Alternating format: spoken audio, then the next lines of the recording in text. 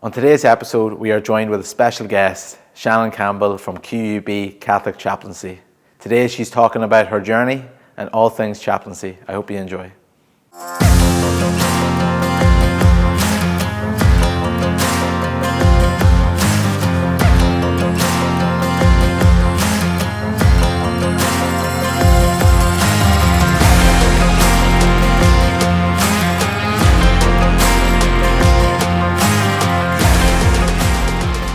Welcome, Shannon, and thank you for coming along to our podcast today. It's fantastic to have you here, and maybe you'd like to tell everyone who you are and maybe just why you said yes to coming along to our podcast today.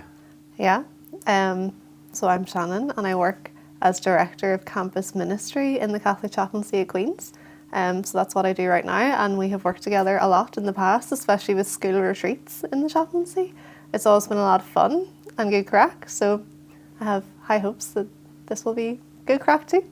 Very good, good stuff, Shannon. Yeah, we've worked together for a long time as well, and really grateful for opportunity for Clonard Youth Ministry, Redemptorist Youth Ministry to work in the Catholic Chaplaincy, especially during lockdown. That was a really profound time to be together and for you to really open the door for us to come in and to support your work. It was really, really good to be working with you. Yeah, lockdown was a good time for the chaplaincy. During that time we wrote a vision paper. We just spent a lot of time thinking about who we are, what we should be doing, and one of the outcomes of that was the school retreat programme. So we're really grateful for that time. As difficult as it was, it allowed us time to reflect and just really focus. Didn't it? Yeah, I think it was really cool what you mentioned there about purpose and vision and going deep in yourself to actually find out who you really are and different things as well. So I'm going to ask you a question that I think it's maybe following on from some things that we've done maybe before, but I think it's really important that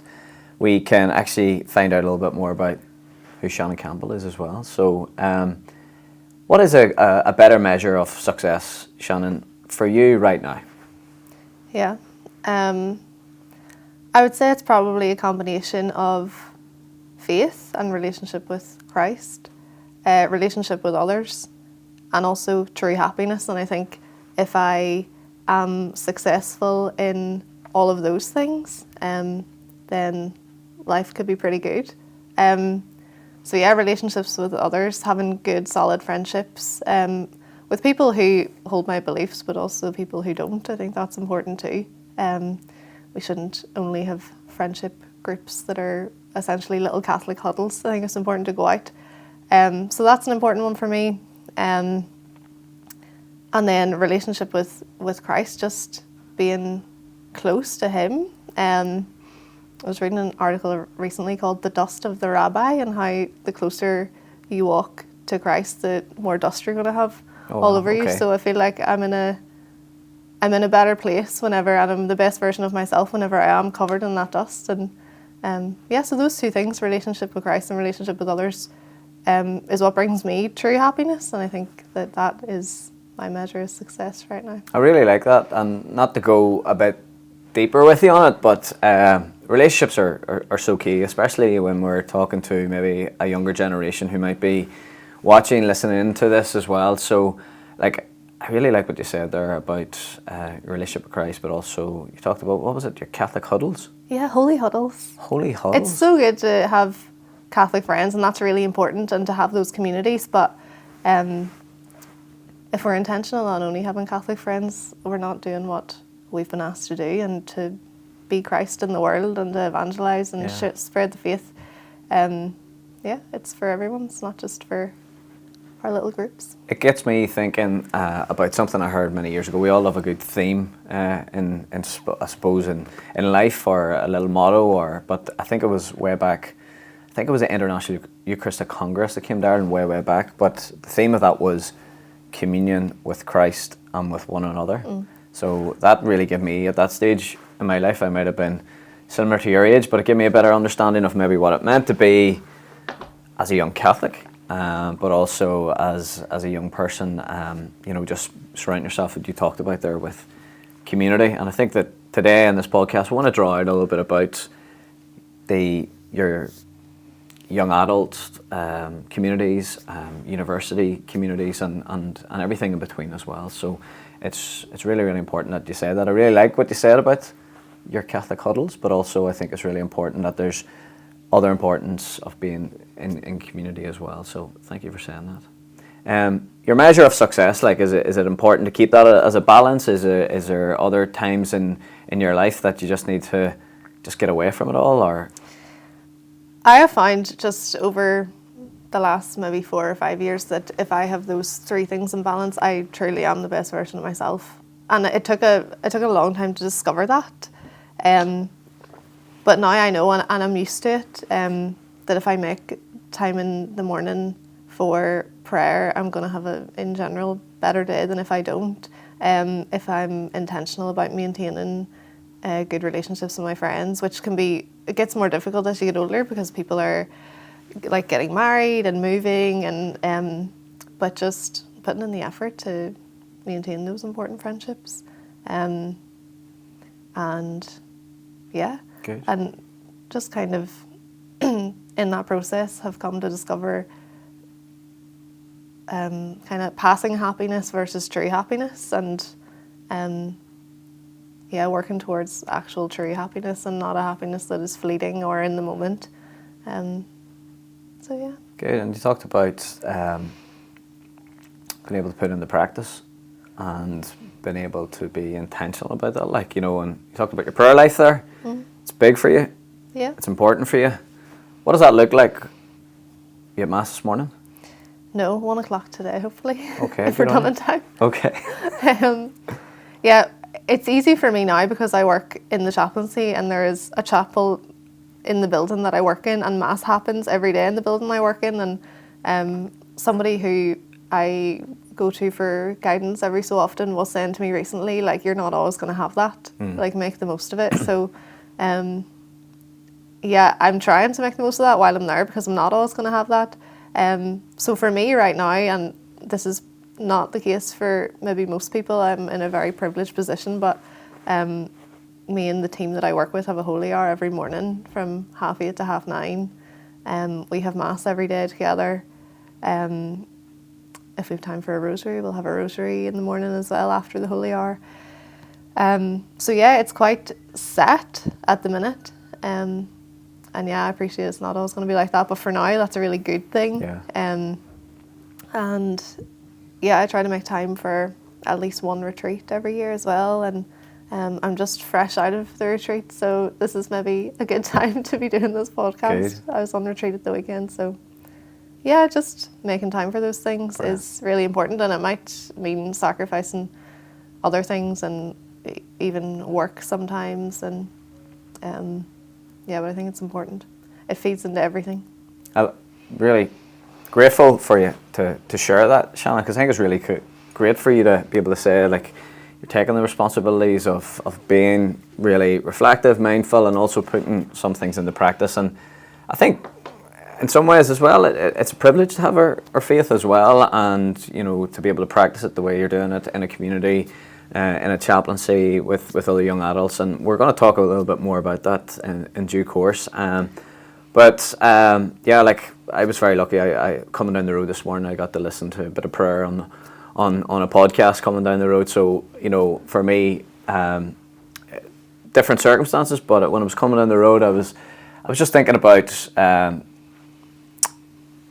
you and I. Like, we've known each other a while now, I think, Shannon. And I actually was thinking about it, and both our journeys have connected in different ways. But I'm going way back.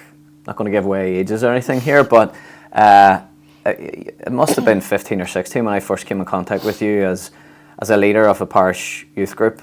And it's amazing now to sit here to be able to chat to you about how you are mentoring, how you're inspiring, how you're empowering other people in their faith as well. But is that when we did first meet, when you were about 15 or 16? I was trying to think about that. Yeah.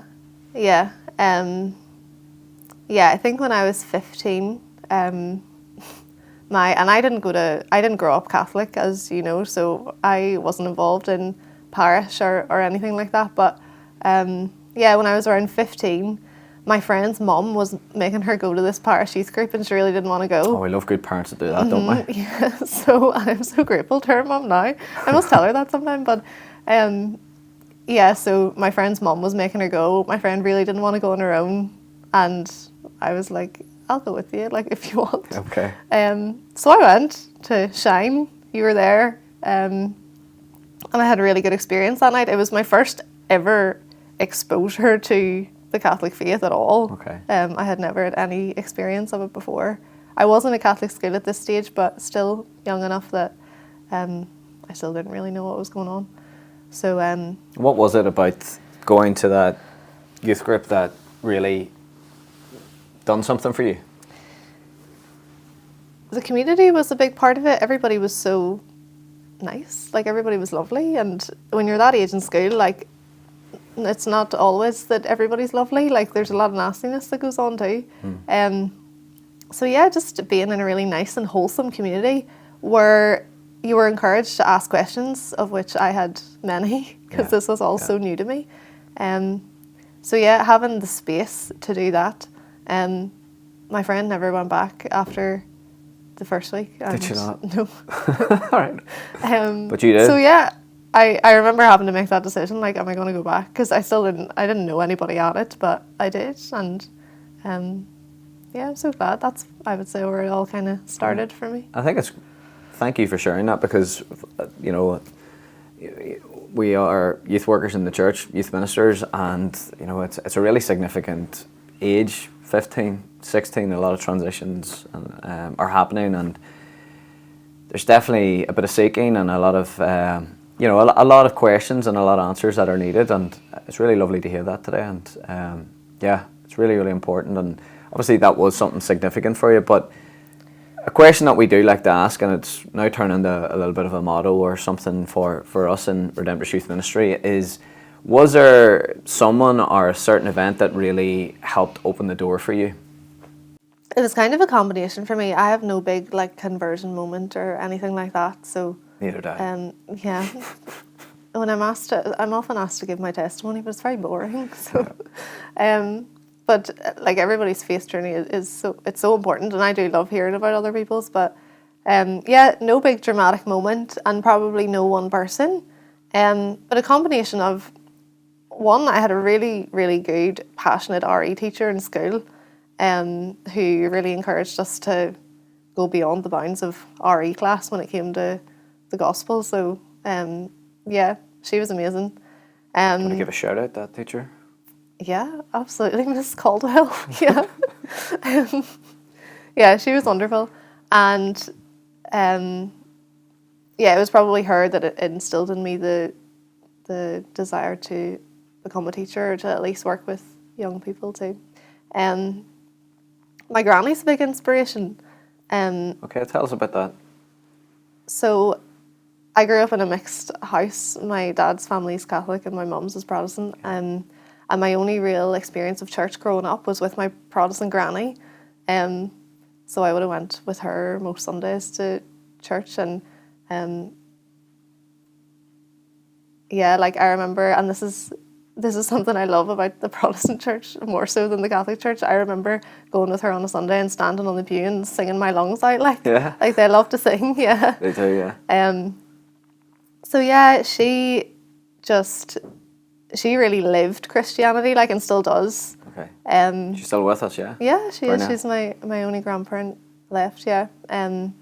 So she's a great faith friend, despite being not Catholic, but a great Christian as well. And she's leading by example, obviously. Yeah, she's a great example of faith for you. Mm-hmm, yeah, and she's my biggest supporter when it comes to anything faith related that I'm involved in. Whenever I was writing for the Irish Catholic every month, like, she was the first to be down at Winnie's in Portadown to get it, like. And they started getting it in for her, like, because they weren't selling it in Portadown. Yeah, they weren't selling the Irish Catholic in Portadown, no. Okay. But she managed to find a way. Good on her. Mm-hmm. So yeah, she's a big inspiration. And then, yeah, I mean, not to make your head massive, Dermot, but the Shine group was really where it all started. And if it wasn't for that, and a pilgrimage to Lourdes that happened later, I don't think I'd be here today doing this. Yeah, you've always grabbed the opportunity, and I know pilgrimage for me has been a big opportunity for me, for things that have opened the door for me. And for you, I think your first pilgrimage was going to Lourdes. I think you were maybe about 17 at the time. Yeah, it was my 17th birthday. Yeah. I actually wasn't on that pilgrimage. Yeah. But I think my eldest child was born around that time. So sorry I wasn't able to join on that pilgrimage. That's okay. Is that all right? But what was the highlight of going on pilgrimage to Lourdes, or what did you discover in going to a holy place like Lourdes?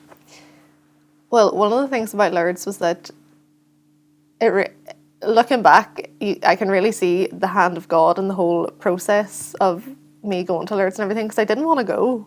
I remember you really encouraging me to go and telling my parents about it, not thinking they would know what Lourdes is, or like I really was shocked whenever I learned that they did. Did your granny know? No, she didn't know what Lourdes. She didn't know what Lourdes was. But yeah, I remember going home and telling my parents about like this place called Lourdes and this thing called the pilgrimage. The pilgrimage. Thinking they would have no interest, but they really wanted me to go. Okay. And my dad had been when he was really young, and they were almost like emotional over it, so they really wanted me to go. So I was like, all right, I'll go. I didn't know anybody going. I'd met a few people at that Shine group, but I really didn't know anybody going. And I remember quite well the night before really not wanting to go and wanting to pull out. But I'm so glad I did go, because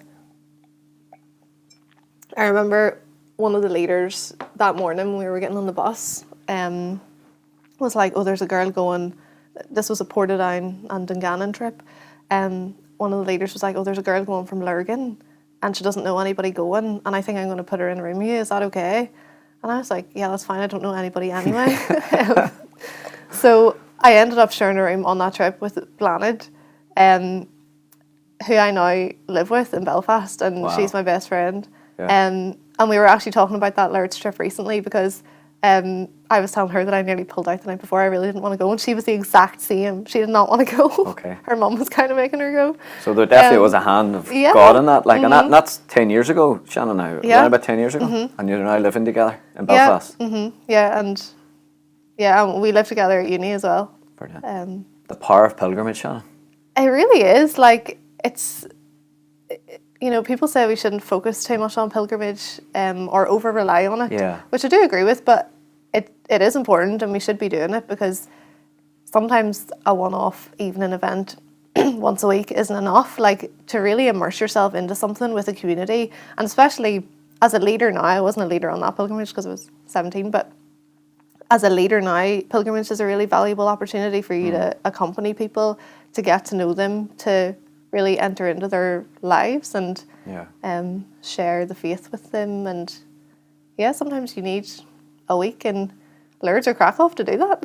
Yeah, and you know, we talked already about relationships, and I believe in the power of going on a pilgrimage, because you have that mountaintop moment, you have that encounter, and from that, you know, there's that recognizing moment, but there's also the relationships that grow, and from that, again, the hand of God, the Holy Spirit works through that. You know, other things can grow from that. Other relationships can bond, as you've already demonstrated with yourself and Blanit, who you now live with as well. And talking about the power of pilgrimage, and you mentioned about Krakow, I think that's really cool to take another little segue into our podcast today and to let people know about some of the amazing things that are happening. Redemptorist Youth Ministry Ireland and Queen's University Catholic Chaplaincy. Big announcement, Shannon. Oh, yeah. Do you want to reveal what's going on? We're going to Krakow. Very good. On a joint pilgrimage? On a joint pilgrimage, and everyone is welcome. We hope to have a group of 20 to 25 young adults. We're going to have a great time. We've been on pilgrimages to Krakow before and always had really good experiences. It's such a special place. You've St. Faustina, John Paul II, all the history of it. We'll visit Auschwitz, Schindler's Factory. It's a place I never get bored of, so I'm really excited to share it with students and young adults. Yeah, well, hopefully some of our viewers might sign up to come along, and it's an amazing place to go, to walk in the footsteps of amazing saints, but also in a time of trouble in the war, you know, to actually remember and the significance of peace, and being present with others that hopefully can share their faith and also pray for peace in this time as well. So I'm really looking forward to it, and hopefully it's going to be a mighty pilgrimage. So what's the dates again for going along? The 19th of March until the 23rd. Brilliant. So people can get in contact either through our social medias or get in contact with us by email, and we can give some of those details out. Sounds good. Brilliant. Shannon, today's sort of theme and topic is we want to really explore about young adults, university life. You are the Director of Campus Ministry for Queen's University Catholic Chaplaincy. So we want to really just jump into some of that as well, if that's okay with you, just to hear a little bit about that. Because I think it's very important that where can people be signposted to, how they can hear the good news story, but also how can they actually discover some things that build in community as well. But before we get into that, what does a typical day look like for you? Yeah, there really is no typical day. Like, I'm in Clonard this morning. So my job in general consists of kind of 3 strands. One of them is admin, so replying to people's queries, organising pilgrimages to crack off. So there is a good bit of admin involved. The second one is strategic development. So there are big plans for the chaplaincy that I'm working on at the minute with a huge team, including architects. We're having our building renovated, and we're going to have accommodation. We're also looking to the future in terms of ministry and how it's going to look. So we're very forward thinking, and strategic. The strategic side of things is a big part of my job too. But then ministry is the third and the main aspect of what I do. So coordinating all the different faith events that happen, evangelisation and outreach that happens on campus. No typical day, but we usually start in the morning at 8:30 with the Holy Hour, as I mentioned. We have Mass at either 1:05 or 5:15. And then we do all of those other things in between. But no 2 days are the same, which I love about it. It's you don't get bored. Talk about vision and strategy, and I love to talk about that because sometimes people feel it's a taboo subject to talk about, especially within church. We need to maybe, of course, the importance of prayer is needed, allow the Holy Spirit to guide us, but we need forward thinkers as well, especially for the future, but also the present as well. And you must be really excited to be jumping into all those amazing plans for the chaplaincy going forward, are you? It is. It's a really exciting time to be working there. And who knows how long I'll be there for, but it'll be fun to see the ribbon being cut of the new building. For people to be living in the chaplaincy, up to more than 40 students living above the chaplaincy will be really special. And the need is there and the demand is there, which is really exciting. We're not kind of planning ahead for nothing. Things are growing, participation is growing, and the need is there. So let's try and meet that need. Good on you. And you mentioned the need is there, obviously from a practical point of view, but also from a spiritual point of view. I know it's there as well because I love coming to the Catholic Chaplaincy. I always feel at home. I never went to Queen's University. I never stepped my foot through a door of a chaplaincy until about 6 or 7 years ago. But you did talk about the big E word there, evangelisation. And you talked about different events of evangelisation. But maybe to make it, I think for me and for our listeners to hear, so where do you see God working through certain things at the minute in the chaplaincy right now when you talked about events and you talked about different programs that are going on? Is God among there? Where does he exist for young people? So we have 4 focused missionaries on campus, and for anybody who doesn't know what Focus is, check them out on Instagram or their website. But Focus stands for Fellowship of Catholic University Students, and our 4 missionaries dedicate their life to campus mission. So the Focus missionaries describe themselves as the hands and feet of the chaplain, which I think is a really good description for what they do. There has always only been 2 of us in the chaplaincy until Focus arrived, me and the chaplain, Father Dominic. So to have 4 more members of our team has allowed us to really ramp up our offering. So some staple offerings, I guess, that are facilitated by both the missionaries and ourselves would be Bible study, small group Bible study. So each missionary leads 2 or 3 small group Bible studies, and they're open to absolutely any student on campus who would like to avail of them, Catholic or not. Then we also have a small group of students who have gone through Bible study and are now disciples. They're either in formation to become disciples or they have been commissioned disciples, and they're kind of almost like missionaries. They're leading their own Bible studies, and they're inviting new students into those Bible studies. So yeah, spiritual multiplication. How does somebody get into one of these Bible studies? Like, or how does these hands and feet of the missionaries do? Are they going out? Yeah, they're going out. Are they going out? Are they giving something to somebody? Are they bribing somebody to come along to something? What is it that's encouraging people to come along to these things? The missionaries do what is called barehanding. So they go out on campus. They're not giving people anything. They're not asking people to sign up to anything. Okay. They're just meeting people, getting to know people. And if it seems appropriate, they'll invite those people into a Bible study. And that is how most of our Bible study participants come to light. So it's just planting the seed of faith there? Mm-hmm. Yeah, okay. Yeah, having a conversation with people.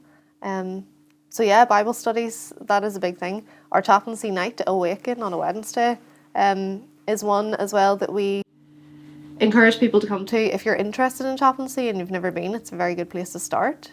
So that's a holy hour of Eucharistic adoration at 6 o'clock on a Wednesday with music. Father Dominic usually gives a little reflection during that as well. And then we all go downstairs and we have dinner together. A student will cook usually. Okay. Is it good food? And it's always good food. Yeah. That's where I learned to cook. In university. Yeah. You're forced to. Forced to, but yeah, it was obviously, we talk about a cost of living crisis now, but it was a really good way of people coming together. And when I think about it now, yeah, it was a simple way of community and fellowship and crack the banter that went with it. Yeah, it's always good. Serving your community is such an important aspect, I think, of being Catholic, and especially in Irish Catholic, that hospitality element of things too. But yeah, over dinner then we usually, at the minute, we're going through the Sycamore series. Okay. So the series we're on at the minute, I think, is called Being Christian in the World. So that's what we're doing at the minute, but we'll have one-off events. Last week, during the dinner, we had a Zoom with one of our former students who is now a missionary with the homeless in Denver, Colorado. So... Sarah. Wasn't it? Yeah. I know Sarah. I've seen that on your social media. It was really good to see. Sarah is a missionary in where? Denver, Colorado now? Colorado. Of course, Sarah did the summer camps with us. I forgot. And I think Sarah went away on another pilgrimage with me at one time as well. Mm-hmm. Fantastic to see the outreach as well. Is she doing well? Is she still out there? Yeah. Mm-hmm. We had a great Zoom with her. Question and answers with the students just about what that looks like. Okay. Being a missionary with the homeless, and also being in formation, because it is a formation program too. So I'll give a shout out again. What's Sarah involved in? Christ in the City. Christ in the City in Denver, Colorado. They do great things. It's great for people. You know, part of this podcast is about discovering. I want to hear that, so you even just dropping that in, it's like it was a penny that dropped, but it was lovely just for other people to discover, if they're listening in or watching in, about opportunities of maybe getting involved or doing something. And it is about discovering people's worth, but also service to others as well. And you've talked into that already about the importance of service of others and, you know, empowering people and helping people to be inspired by inspirations of missionaries that you've talked about already on campus as well. Yeah. And one of the other kind of staple events that we do throughout the year is called Night Fever. Yes. Night Fever looks a little bit different everywhere, but for us, and I always give the students a little brief before Night Fever takes place. The special thing about Night Fever is that most events in the chaplaincy are organised by the chaplaincy team, and they're put on by the chaplaincy team for the students in the chaplaincy. And the special thing about Night Fever is that it's the whole chaplaincy community putting it on for everybody else in Belfast. So we'll have a table out the front of the chaplaincy with hot chocolate, and we'll have candles there too, and we'll offer passers-by hot chocolate. And and then ask them if they want to come in and light a candle for a loved one who has passed away. We usually do it in November for that reason. Yeah, and then we'll have our own students walking around campus, getting to know people, letting them know what we're doing up at 42 University Road. Meanwhile, there's adoration happening in the chapel and music. And it's just a really good opportunity for students to be missionaries, for them to go out. It sounds a lovely encounter. You know, hot chocolate, light a candle. Yeah.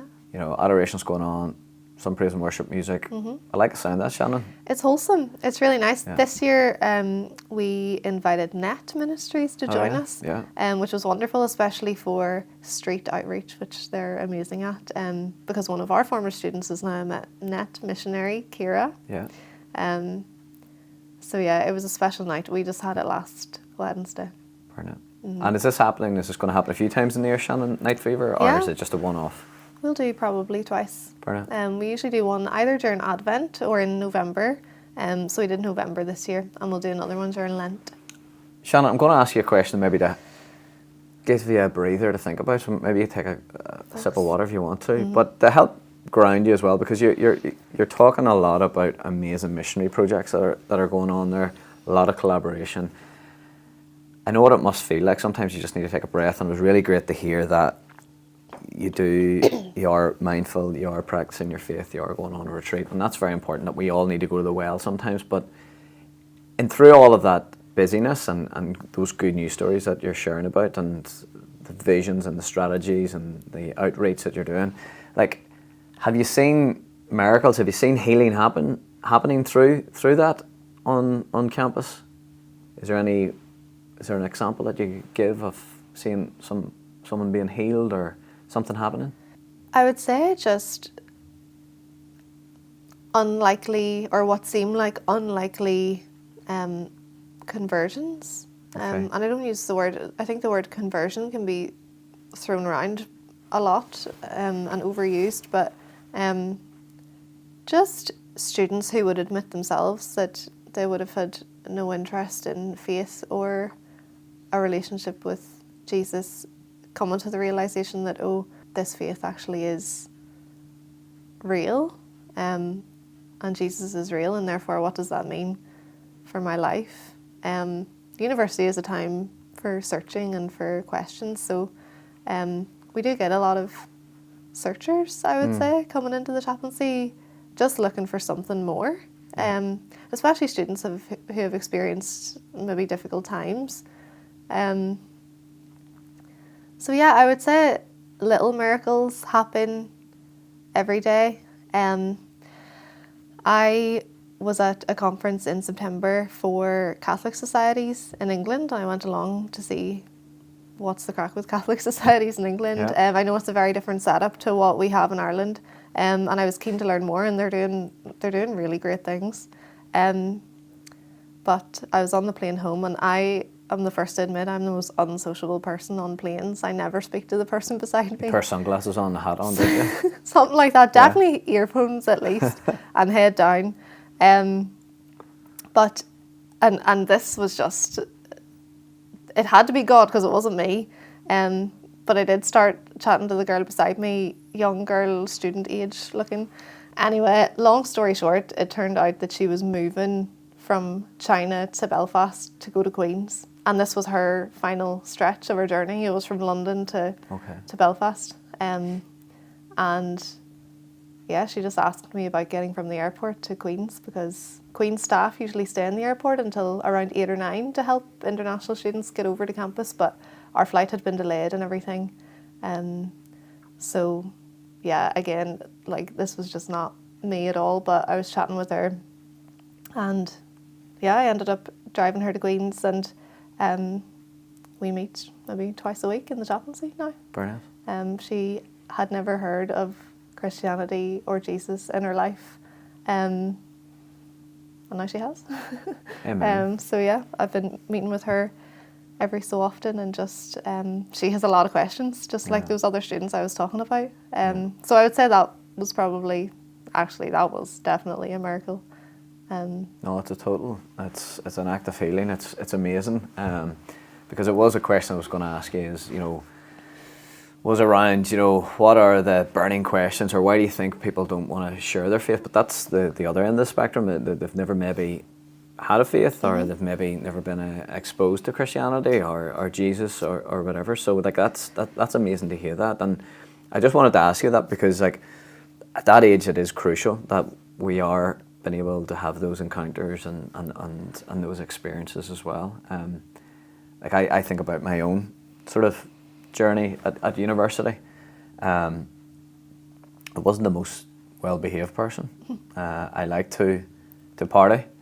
I did have Christian friends, let's call them, in my course, who felt that I suppose in some ways I needed to be saved, but Dermot knew he was already saved, and I had grown up in an amazing Catholic family. But I did start to show that bit of interest, and I was going along to a thing called the SU, the Students' Union, where it was definitely grabbing me, but I was wrestling with something at that time because I knew it was something that I was looking to be part of in my own Catholic faith, but I wasn't able to access that. But you've demonstrated so many great examples that are happening at Queen's University Catholic Chaplaincy.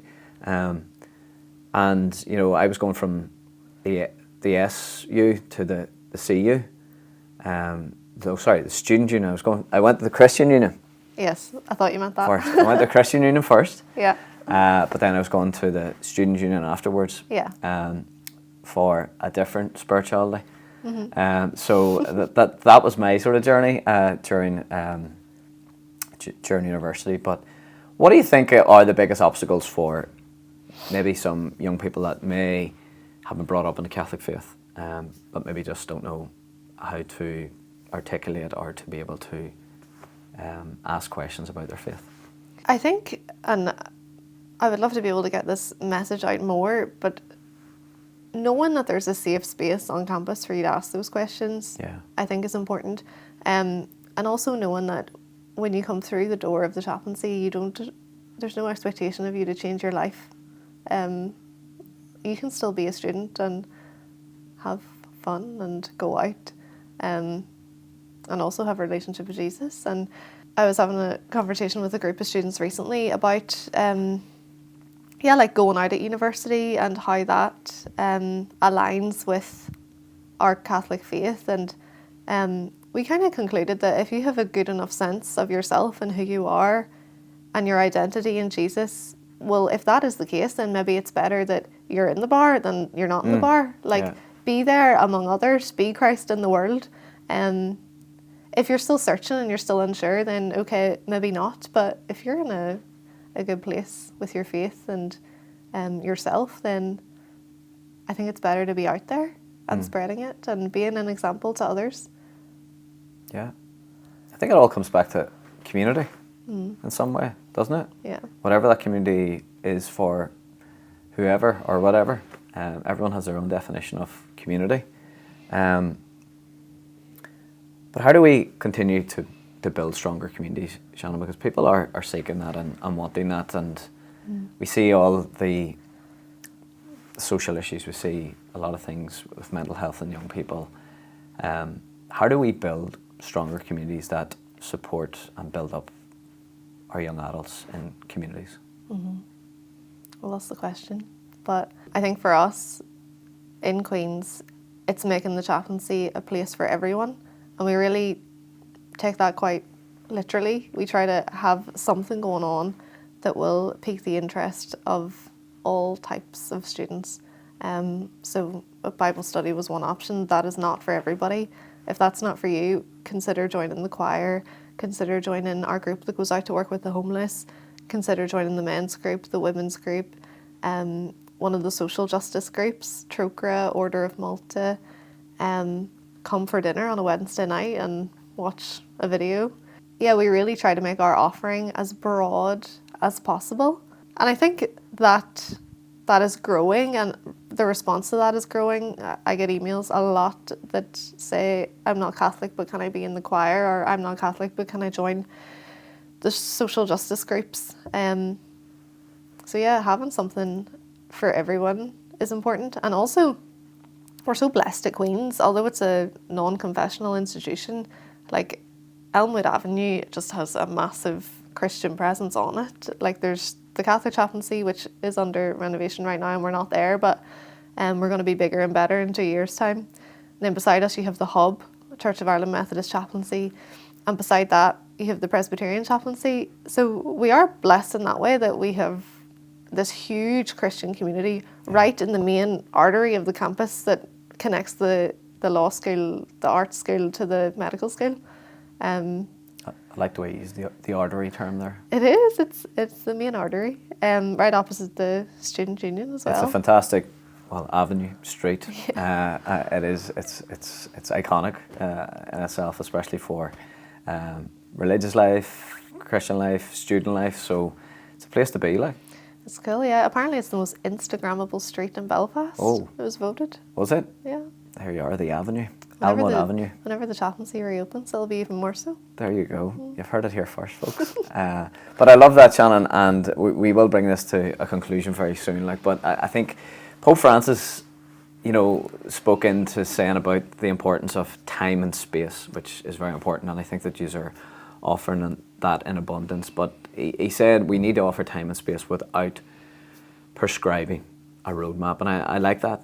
It's something that I try to live by, and I'm being led by young people to listen to them, and during this time of synodality, it's important that we listen, but also have a responsibility to act upon as well. And it sounds like you're doing a great job there over in the Catholic Chaplaincy. So thank you very much for inspiring, empowering, and helping us to discover more around opportunities for young adults.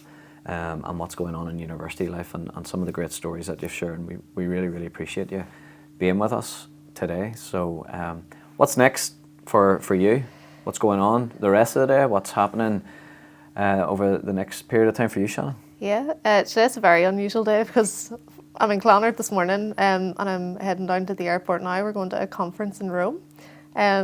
So very excited for that. It is on pastoral care in universities. There you go. So the chaplain and I are heading down to the airport here shortly. But safe travels. Thank you. I hope you have a really good trip. And I know you've met Pope Francis before.